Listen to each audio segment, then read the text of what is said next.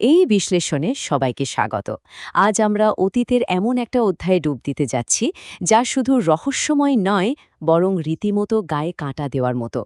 আজ আমরা ১৯৮৪ সালের এমন একটা সত্যিকারের আর অদ্ভুত ঘটনা গভীরভাবে পর্যবেক্ষণ করব, যা আক্ষরিক অর্থেই একটা গোটা শহরকে স্থির করে দিয়েছিল। এমন এক অজানা আতঙ্ক যার ছাপ আজ এত বছর পরও সেই শহরের দেয়ালগুলোতে খোদাই করা আছে। এটা কিন্তু নিছক কোনো ভৌতিক গল্প নয়, বরং কিভাবে একটা পুরো সম্প্রদায় অজানা এক ভীতির মোকাবিলা করেছিল তার একটা জীবন্ত দলিল। চলুন আর দেরি না করে এই রহস্যের গভীরে প্রবেশ করা যাক। একটু কল্পনা করার চেষ্টা করি আমরা।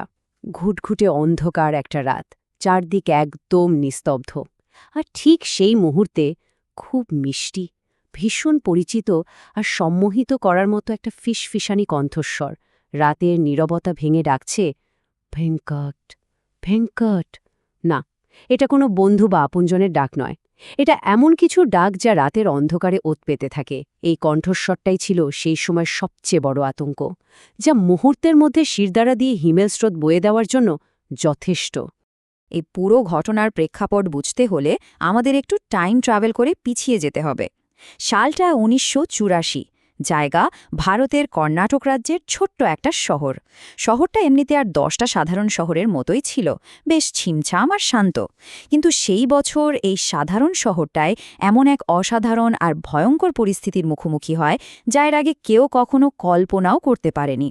এখানকার প্রতিটা রাস্তা, প্রতিটা গলি যেন হয়ে উঠেছিল এক অজানা ভয়ের চারণভূমি। আর এই সমস্ত ভয়ের কেন্দ্রবিন্দুতে ছিল একটাই জ্বলন্ত প্রশ্ন: কেন এই শহরের পুরুষরা রাতের আধারে একে একে স্রেফ গায়েব হয়ে যাচ্ছিল? মানে, এটা কোনো বিচ্ছিন্ন ঘটনা ছিল না, বরং একটা অদ্ভুত আর ধারাবাহিক প্রক্রিয়া হয়ে দাঁড়িয়েছিল। প্রতিদিন রাতে কেউ না কেউ নিখোঁজ হচ্ছিল, আর তাদের কোনো সন্ধানই পাওয়া যাচ্ছিল না। এই একটাই প্রশ্ন পুরো শহরকে গ্রাস করেছিল। প্রথম অধ্যায়, ১৯৮৪ সালের হারিয়ে যাওয়া পুরুষেরা। হারিয়ে যাওয়া পুরুষদের এই রহস্য উন্মোচনের জন্যই ভেঙ্কট নামের একজন রিপোর্টার বা সংবাদদাতা সেই শহরে এসে উপস্থিত হন। তিনি শহরে পা রাখতেই এক তীব্র আতঙ্কের চিত্র দেখতে পান। পরিস্থিতি এতটাই ভয়ঙ্কর ছিল যে পুরুষদের এই নিখোঁজ হওয়ার ঘটনা পুরো সম্প্রদায়ের মধ্যে এমন এক ভয় ধরিয়ে দিয়েছিল যে মানুষ নিজেদের ওপরই এক কঠোর কারফিউ জারি করেছিল। সন্ধ্যা ৬টা বাজতে না বাজতেই রাস্তাঘাট একেবারে জনশূন্য হয়ে যেত। তড়িঘড়ি করে সব দোকানপাট বন্ধ করে সবাই নিজ নিজ ঘরের নিরাপদ আশ্রয়ে ছুটে যেত। একটা প্রাণবন্ত শহরের এমন মৃতপ্রায় রূপ সত্যিই অভাবনীয় ছিল।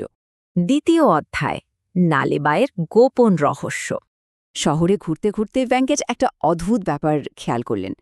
তিনি দেখলেন শহরের প্রায় প্রতিটি বাড়ির দরজায় বা দেয়ালে একটা নির্দিষ্ট বাক্যাংশ লেখা, নালেবা। এটি একটি কন্নড় শব্দগুচ্ছ, যার আক্ষরিক অর্থ হল আগামীকাল আসো। ভাষাগত দিক থেকে দেখলে এটা খুবই সাধারণ একটা বাক্য, তাই না? কিন্তু ওই শহরের প্রেক্ষাপটে এটাই হয়ে উঠেছিল জীবন বাঁচানোর একমাত্র মন্ত্র। এটা নিছক কোনো শব্দ ছিল না, বরং অজানা এবং অতিপ্রাকৃত এক সত্তাকে দূরে রাখার জন্য মানুষের তৈরি করা এক মনস্তাত্ত্বিক ঢাল ছিল। তৃতীয় অধ্যায়, ডাইনির কাজের ধরন। ডিয়ালে এই লেখার পেছনের আসল কারণ জানতে ভেঙ্কট গেলেন স্থানীয় এক পুরোহিতের কাছে।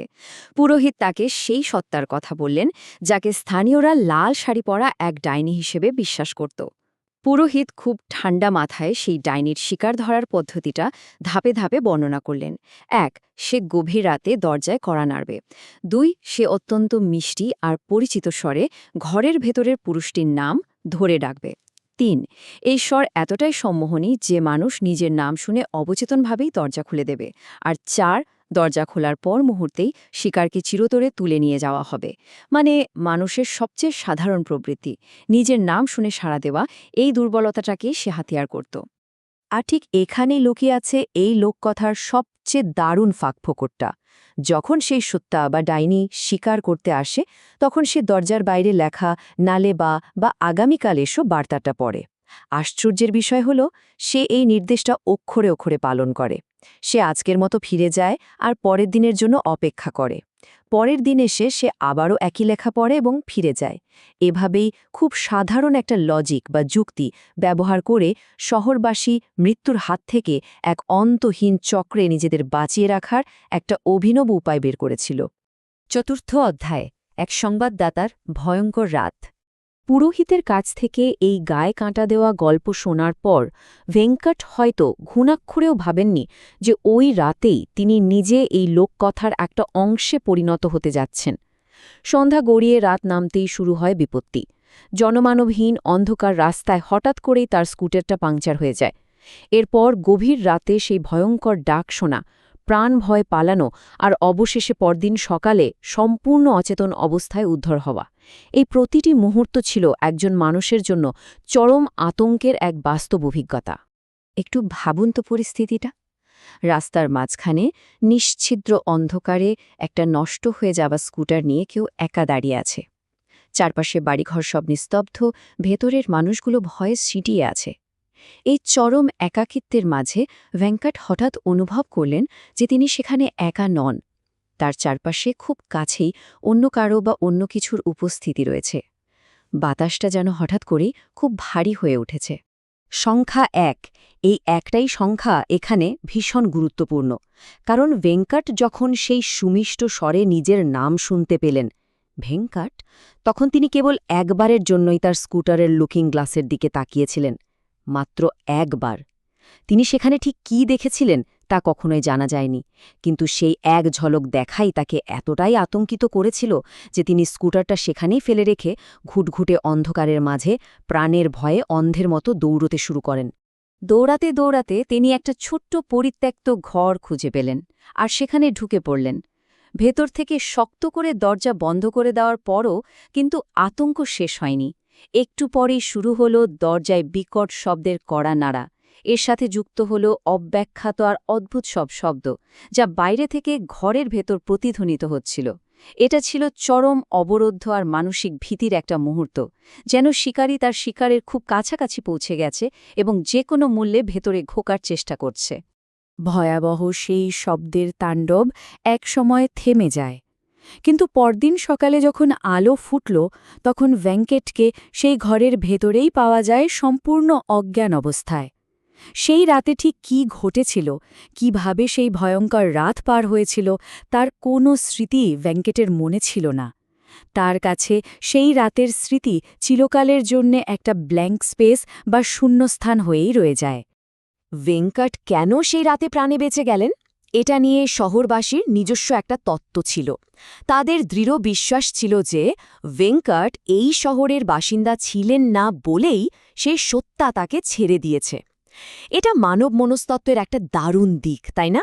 মানুষ সবসময় তাদের চারপাশের অব্যক্ত ঘটনাগুলোকে নিজেদের বিশ্বাস আর যুক্তি দিয়ে ব্যাখ্যা করার চেষ্টা করে, যেন বেঁচে থাকার জন্য একটা যৌক্তিক সান্ত্বনা পাওয়া যায়। পঞ্চম অধ্যায় স্ত্রীর উত্তরাধিকার।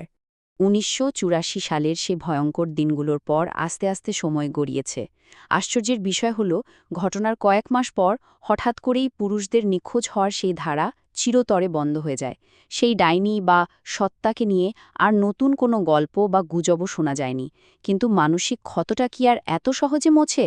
বহু দশক পার হয়ে গেল, আজও কর্ণাটকের সেই শহরের অনেক বাড়ির গায়ে নালে বা লেখাটা জ্বলজ্বল করছে। এটা যেন সেই সময়ের সম্মিলিত আতঙ্কের এক নীরব সাক্ষী হয়ে দাঁড়িয়ে আছে। আচ্ছা, সবচেয়ে চমকপ্রদ তথ্যটা কি জানেন? ১৯৮৪ সালের এই বাস্তব আতঙ্কটাই কিন্তু বিখ্যাত বলিউড সিনেমা স্ত্রীর মূল অনুপ্রেরণা। একদিকে ছিল সেই সত্যিকারের নিখোঁজ হওয়া আর সত্যিকারের ভয়ের বাস্তব চিত্র, একজন সংবাদদাতার রক্ত হিম করা রাত, আর অন্যদিকে রয়েছে তারই এক সিনেম্যাটিক রূপান্তর, যা মূল লোককথাটিকে রূপালী পর্দায় দারুণভাবে জীবন্ত করে তুলেছে। এটা বারবার প্রমাণ করে যে বাস্তব ঘটনা অনেক সময় কল্পনার চেয়েও বেশি গা ছমছমে হতে পারে। এই বিশ্লেষণের একদম শেষে এসে একটা বিষয় কিন্তু সত্যি আমাদের গভীরভাবে ভাবায়। কিভাবে দেয়ালে লেখা আগামীকাল এসোর মতো একটা অতি সাধারণ বাক্য অজানা আর অদৃশ্য এক আতঙ্কের বিরুদ্ধে একটা পুরো শহরের একমাত্র আত্মরক্ষার ঢাল হয়ে উঠতে পারে? এটা আসলে সম্মিলিত ভয় আর বিশ্বাসের এক অসীম শক্তির কথা স্মরণ করিয়ে দেয়। যখন সব যুক্তি শেষ হয়ে যায়, তখন মানুষ কিভাবে বেঁচে থাকার জন্য স্রেফ একটা বিশ্বাসের উপর নির্ভর করে, নালেবায়ের এই রহস্যময় লোককথাটা তারই একটা অনবদ্য দৃষ্টান্ত। এই প্রশ্নটাই আজ আমাদের জন্য এক গভীর চিন্তার খোরাক রেখে যায়। এতক্ষণ সাথে থাকার জন্য অনেক ধন্যবাদ।